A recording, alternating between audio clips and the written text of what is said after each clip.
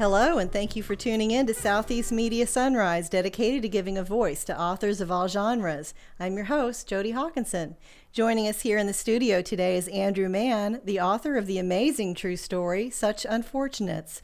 Andrew Mann is 41 years old, originally from Morristown, New Jersey. He currently resides in Bergen County, New Jersey. He's a recovering addict and a sexual abuse survivor. He's part owner of a solar energy business and author of Such Unfortunates. He enjoys reading, mixed martial arts, surfing, boxing, exercise, outdoors, and helping others like him. Welcome, Andrew, and thank you for joining us today. Thank you for having me. I appreciate it. So can you tell us a little about your book?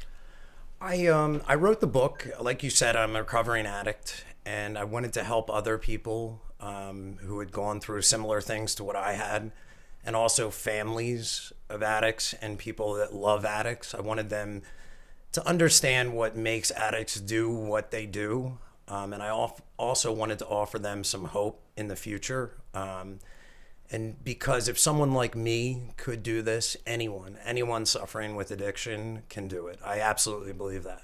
So. What inspired you to write this book?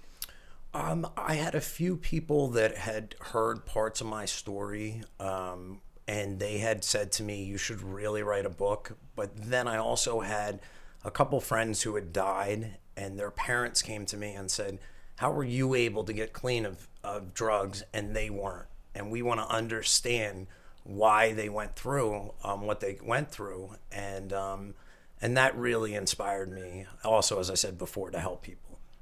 I'm sure your first answer was, well, it certainly wasn't easy. Yes.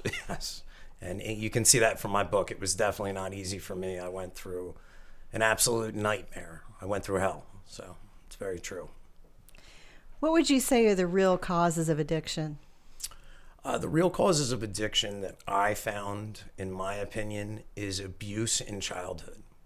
And when you're talking about, besides just physical addiction, real people that go out and become addicts, the people that, when they are searching for something to get outside of themselves to feel better, I believe 99% of the people I met had abusive childhoods, and most of them sexual abuse, sadly. What do you believe are the root causes of the opiate epidemic in this country? It's threefold. First, as I said, abuse, childhood abuse. The second is greed, is corporate greed, which is these doctors that have pushed Oxycontin and these addictive drugs that are a lot more addictive than heroin on the public in insane amounts that are no different than drug dealers. I mean, they're just drug dealers with diplomas on the wall. That is second. And third is the war on drugs, which, I've been on the front lines of it. It has absolutely failed, and it has just made the problem worse. Something that I found in the very first part of your book was how you describe what you go through when you're going through withdrawal, not just mentally, but physically. And it occurred to me that there are certainly a lot of people out there who have no idea that this is what you actually go through. So how many times would you say you went through trying to withdrawal, trying to free yourself of this? Probably about 40 times I went through horrible withdrawal, to the point that it got so bad I would almost have rather taken my life than go through. That's how awful the withdrawal is. There's nothing that comes close to describing. I've been through some bad things in my life, and nothing touches that. I met a woman that was a breast, liver, and brain cancer survivor, and she said it didn't touch, the chemo didn't touch going through withdrawal from opiates. It is a complete mind and body devastation like nothing on this planet, and that's what keeps people doing the crazy things they do. And that's why opiates, I separate them from most every other drug. Who do you believe would benefit by reading your book? First off, addicts, people that are addicted. It would give them hope that they could do this themselves. Also, families of addicts, and I also believe politicians and people that make the laws, because they can see what people are really going through. And if someone like me is going through this, anyone can go through this, and it's, I didn't grow up in some horrible neighborhood or something. Could have been like anyone else. And if I went through this, anyone in this country could go through this. And I would hope that politicians or people that make the laws and could help people would benefit from my book, definitely.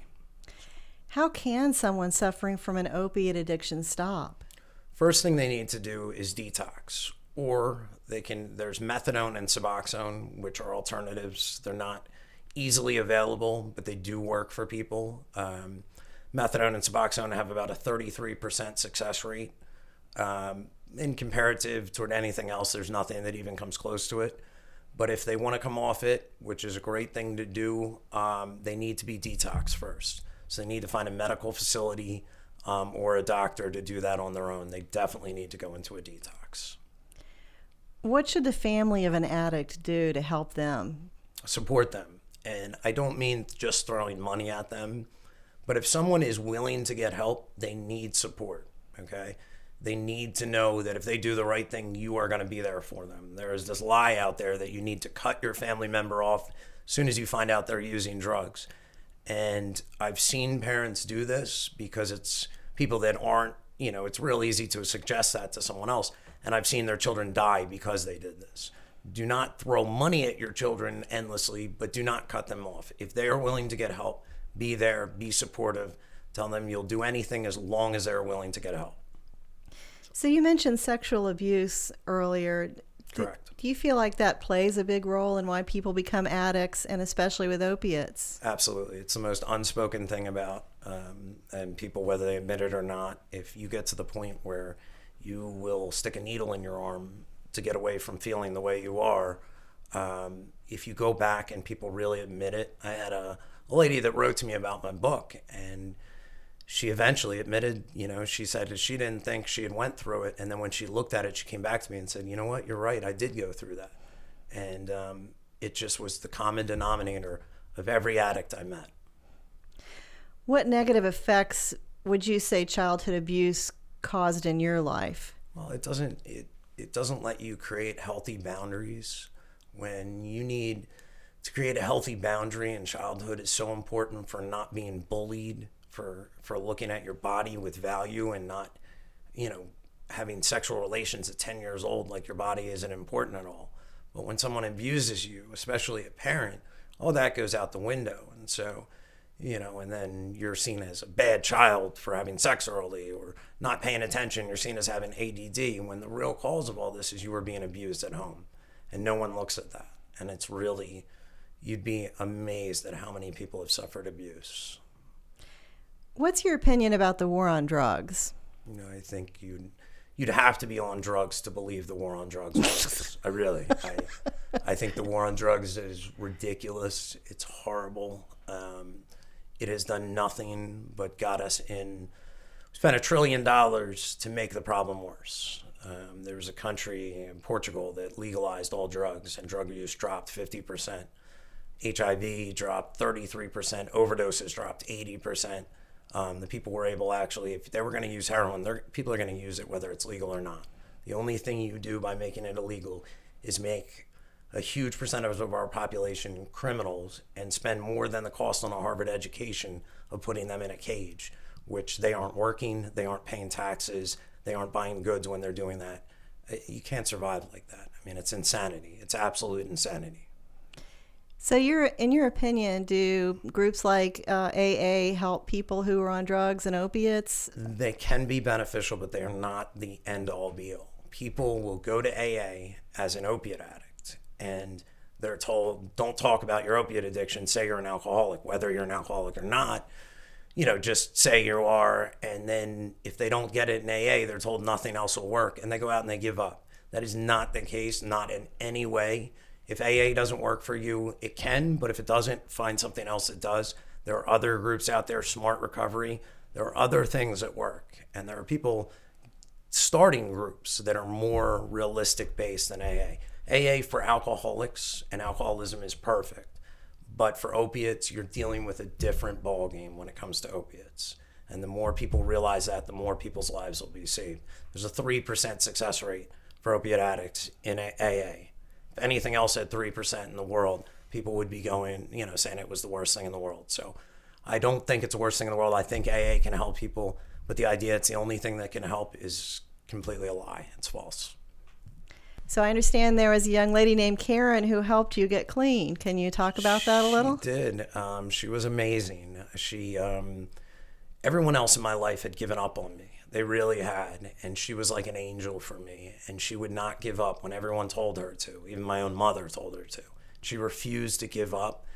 And because of her, I'm sitting where I am today. So, those of you that don't think, you can find an angel in your life, I did. And she is amazing. And I owe everything I have today and everything I am because of her. She was able to love me before I could love myself. And so she's an amazing woman. And I hope everyone finds their own Karen out there. So that's fantastic. Sure.